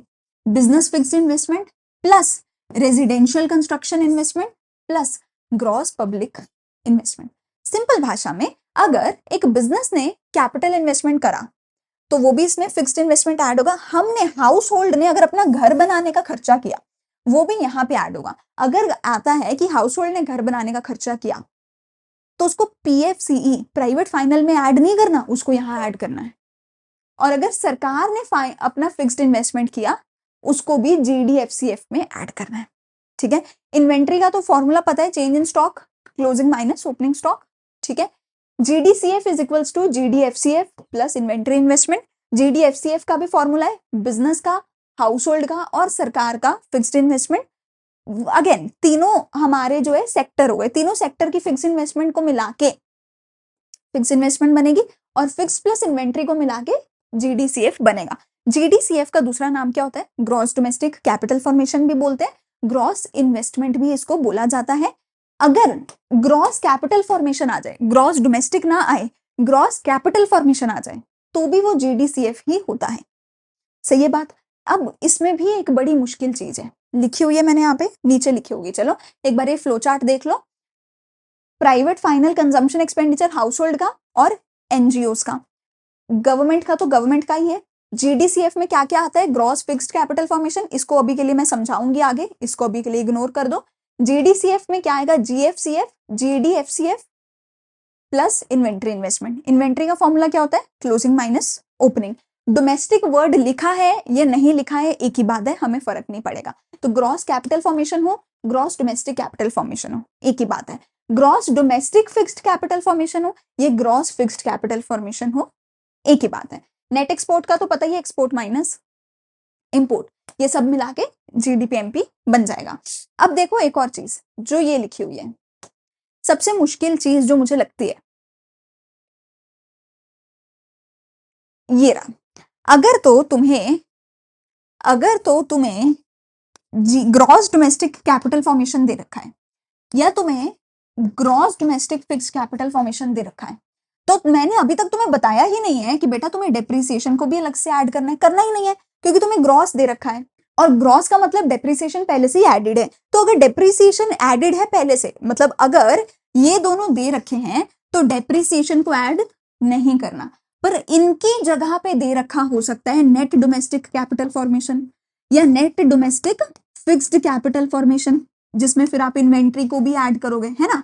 तो अगर तो नेट वाली फिगर्स दे रखी हैं तो आपको इस फॉर्मूला में डेप्रिसिएशन को भी अलग से ऐड करना पड़ेगा, डेप्रिसिएशन को भी अलग से ऐड करना पड़ेगा। तो अब एक ही चीज का कितना सारे नाम हो गए, ठीक है। ग्रॉस डोमेस्टिक कैपिटल फॉर्मेशन में अगर डोमेस्टिक नहीं दे रखा तो कोई दिक्कत नहीं है, कोई मुश्किल वाली बात नहीं है, सेम मतलब है। पर अगर ग्रॉस नहीं दे रखा, ग्रॉस की जगह अगर नेट दे रखा है तो डेप्रिसिएशन को भी अलग से ऐड करना पड़ेगा, डेप्रिसिएशन को भी अलग से ऐड करना पड़ेगा अपने इसके पूरे के पूरे इसी फॉर्मूला में। यही फॉर्मूला है, इसी फॉर्मूला में डेप्रिसिएशन भी ऐड करना पड़ेगा अगर यहाँ पे या फिर यहाँ पे ग्रॉस की जगह नेट दे रखा है तो जीडीसीएफ equal to GDFCF plus inventory. जीडीएफसीएफ की भी तीन चीजें होती हैं और अगर इसकी या इसकी जगह पे डेप्रिसिएशन सॉरी इन दोनों की जगह पे अगर नेट दे रखा है, ग्रॉस की जगह नेट दे रखा है, तो डेप्रिसिएशन भी इसमें अलग से ऐड करोगे।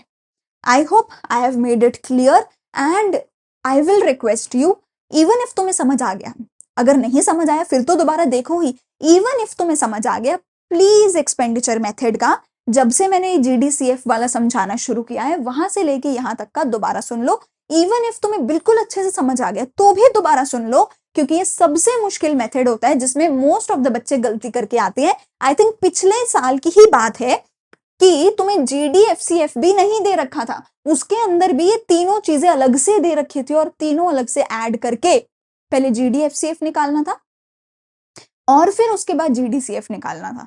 अच्छा देखो इन तीनों में भी वर्ड आ सकता है ग्रॉस की जगह नेट, इन तीनों में भी वर्ड आ सकता है ग्रॉस की जगह नेट। तो अगर इन तीनों में ग्रॉस की जगह नेट लिखा होगा तो भी डेप्रिसिएशन अलग से ऐड करनी पड़ेगी। अगर इन तीनों में भी ग्रॉस की जगह नेट लिखा है तो पहले net business fixed investment, net residential construction investment, net public investment पहले इन तीनों को प्लस करोगे, इन तीनों को प्लस करके निकालोगे net domestic fixed capital formation, फिर इसमें इन्वेंट्री इन्वेस्टमेंट को प्लस करोगे और फिर निकालोगे नेट डोमेस्टिक कैपिटल फॉर्मेशन, फिर इसमें सी प्लस जी प्लस एक्स माइनस एम करोगे इसमें, तो तुम्हारा निकलेगा जीडीपी एमपी। ठीक है, सो प्लीज इसको पूरे को दोबारा सुन लो, because this is the most important and most difficult method of entire chapter. ठीक है, यहाँ पे मेरा पूरा का पूरा तीनों मेथड होते हैं खत्म, और अब मेरे पास आती है मेरी प्रिकॉशंस। अगर ये तीनों मेथड अच्छे से समझ आ गए हैं तो प्लीज इनको अच्छे से नोट डाउन कर लेना, कुछ भी दोबारा सुनना है तो सुन लेना। अब बात करते हैं प्रिकॉशंस की, यानी कुछ ऐसी चीजें जो अगर क्वेश्चन में दे रखी हैं तो गलती से भी ऐड नहीं करना है। जिनको मैंने रेड में लिखा है इनको वैसे इग्नोर करो जैसे आप अपने एक्स को इग्नोर करते हो कि भैया ये कूदती रहे, ऊपर ऊपर शो होती रहे, मुझे तो इसको इग्नोर करना है। इग्नोर का मतलब है ना तो मुझे इससे हाई हेलो करनी है, ना ही मुझे इसको गाली देनी है, ना तो मुझे प्लस करने है, ना ही मुझे माइनस करना है। जहां बैठा है बैठा रहे, मैं तो नहीं देखूंगा। ठीक है, ना तो प्लस करना है ना तो माइनस करना है। दूसरी चीजें हैं जिनको ऐड करना है, अगर ये चीजें दे रखी हैं तो इनको पक्का से ऐड करना होता है। ठीक है, देखो अगर मैंने कोई सेकेंड हैंड चीज खरीदी है, मैंने एक सेकेंड हैंड स्कूटर खरीदा 10,000 रुपए का, वो ऐड नहीं होगा। मैंने सेकेंड हैंड स्कूटर बेचा 10,000 रुपए का, वो भी ऐड नहीं होगा। मैंने कोई शेयर खरीदे 10,000 रुपए के, नहीं ऐड होगा। मैंने शेयर बेचे 10,000 रुपए के, ऐड नहीं होंगे। मैंने किसी को सेकेंड हैंड स्कूटर बेचा और सेकेंड हैंड स्कूटर बेचने के बदले में, मतलब मेरे दोस्त का सेकेंड हैंड स्कूटर मैंने बेचा और मैंने उस पर कमीशन कमा ली 1,000 रुपए, तो मैंने जो कमीशन कमाई है सेल और purchase of second hand goods पे, वो जरूर ऐड होगी। ठीक है, जैसे OLX पे तुम करते हो, OLX पे तो कमीशन नहीं होता है आई थिंक।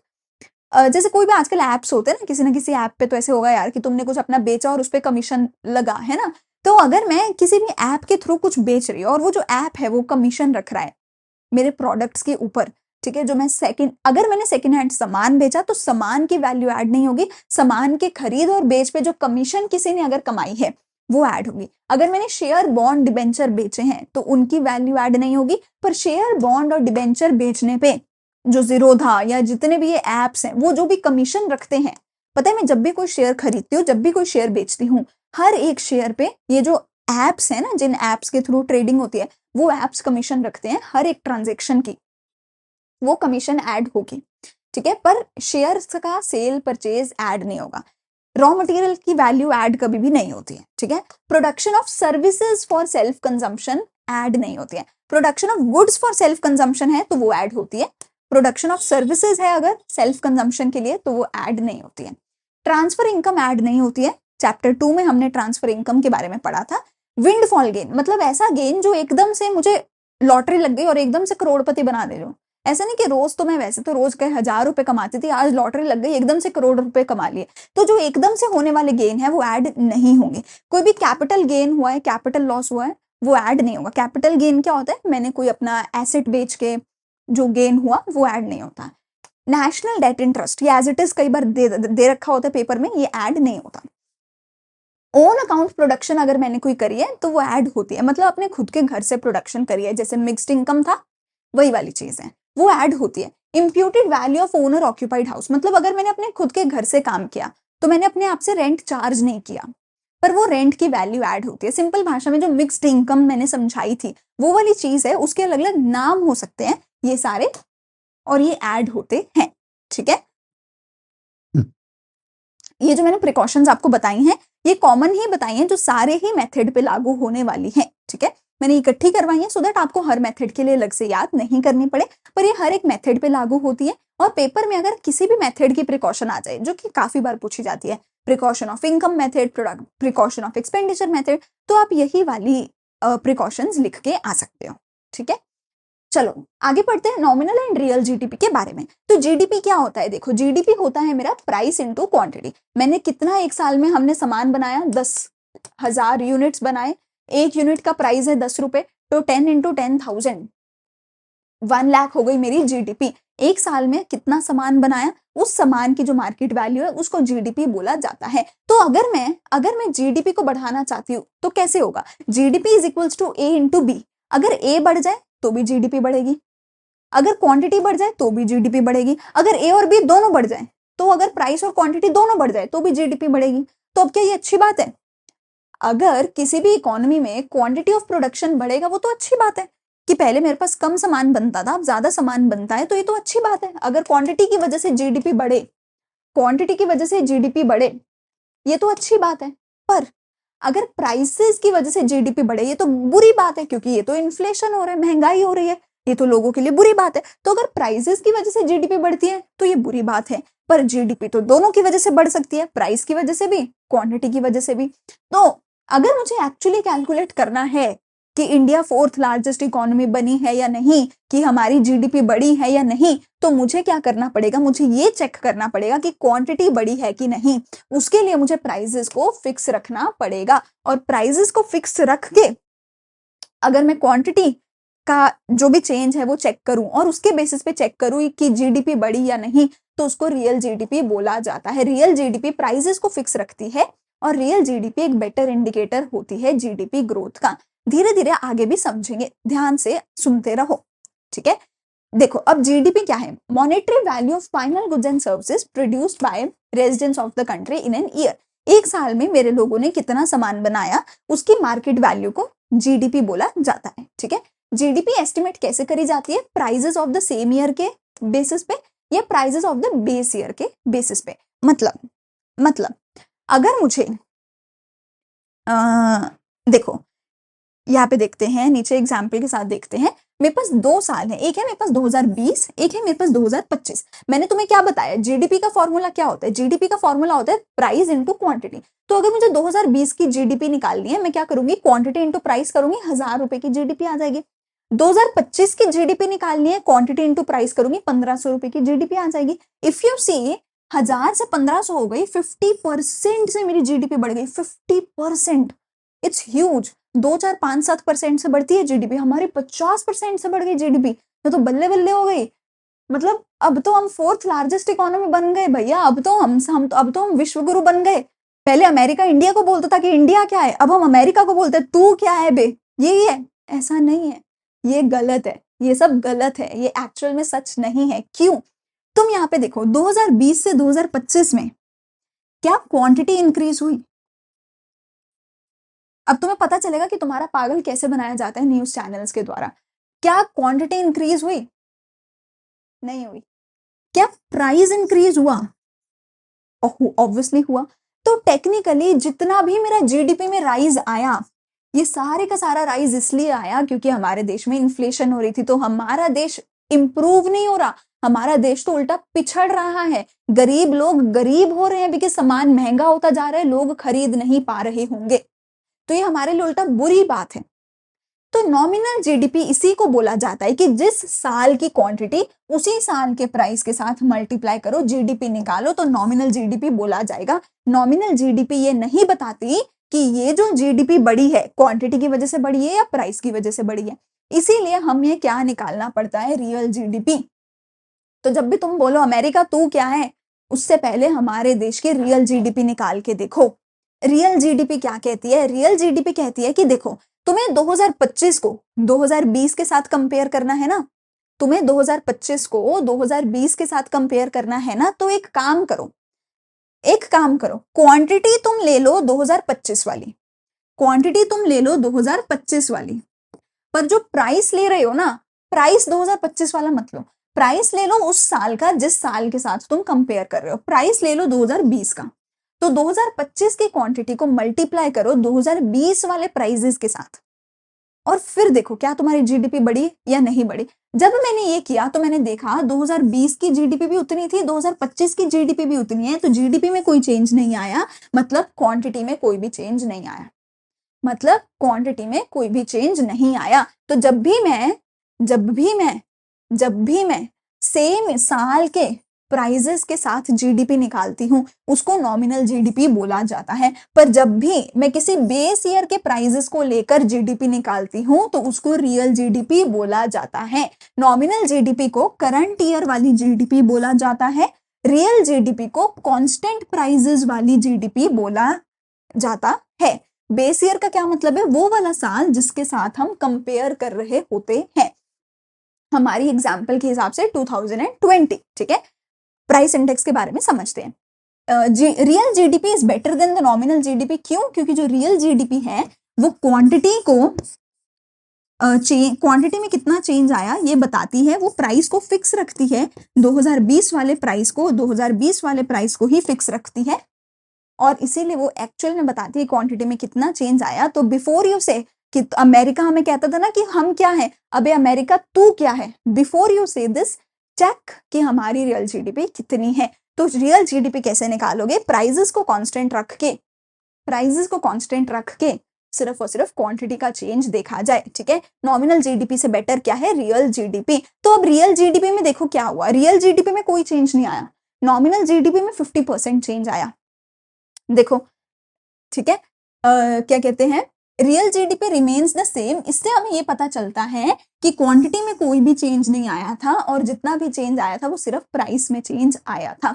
यहाँ पे मेरे पास एक फॉर्मूला है जिसको याद रख लेना कि price index is equal to nominal upon real into 100, PI equals to N upon R into 100, PI equals to N upon R into 100, ठीक है। नॉमिनल कैसे निकालना है, रियल कैसे निकालना वो मैंने बता दिया, ये फॉर्मूला लगाओगे तो आपका आंसर आ जाएगा। एज यू सी यहाँ पे प्राइस इंडेक्स मेरा निकल के आया 150%, कि मेरे प्राइजेस जो है वो 150% हो गए हैं, मतलब वो 100 से बढ़ के 150 हो गए हैं, ठीक है। ये जो प्राइस इंडेक्स है इसी को हम जीडीपी डिफ्लेटर भी बोलते हैं, ये जो प्राइस इंडेक्स है इसी को हम जीडीपी डिफ्लेटर भी बोलते हैं, ये मैंने बताया। It is an index number which shows the change in the price level between two different time periods. दो डिफरेंट टाइम पीरियड में कितना प्राइस लेवल में चेंज आया, तो दो डिफरेंट टाइम पीरियड में 2020 से 2025 के बीच में प्राइस लेवल 150% हो गया, 100 से बढ़ के 150 हो गया, ठीक है। ये हो गया real and nominal GDP. Last topic आता है जीडीपी एंड वेलफेयर का। तो जब भी मोदी जी या कोई भी हमारा नेता बोलता है कि भैया इंडिया 4th लार्जेस्ट इकोनॉमी बन गई है, जब भी हमारा देश के कोई भी जो बिल्कुल ही अंधभक्त लोग हैं जो व्हाट्सएप से पढ़ के कुछ भी बोलते रहते हैं, जब भी वो लोग बोलेंगे अमेरिका तू क्या है, उन सबको ये पूछो कि भैया क्या एक्चुअल में जीडीपी के बढ़ने से हमें कुछ फायदा हुआ भी है। देखो जीडीपी का मतलब होता है कि देश में कितना सामान प्रोड्यूस हुआ, देश में कितनी इनकम जनरेट हुई।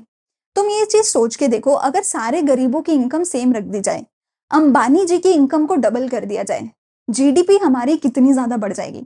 अगर सारी मिडिल क्लास की इनकम गरीबों की इनकम को सेम रख दिया जाए, अंबानी की अडानी की इनकम को डबल कर दिया जाए, तो भी बोला तो जाएगा ना कि इंडिया की इनकम बढ़ी है, इंडिया की नेशनल इनकम बढ़ी है।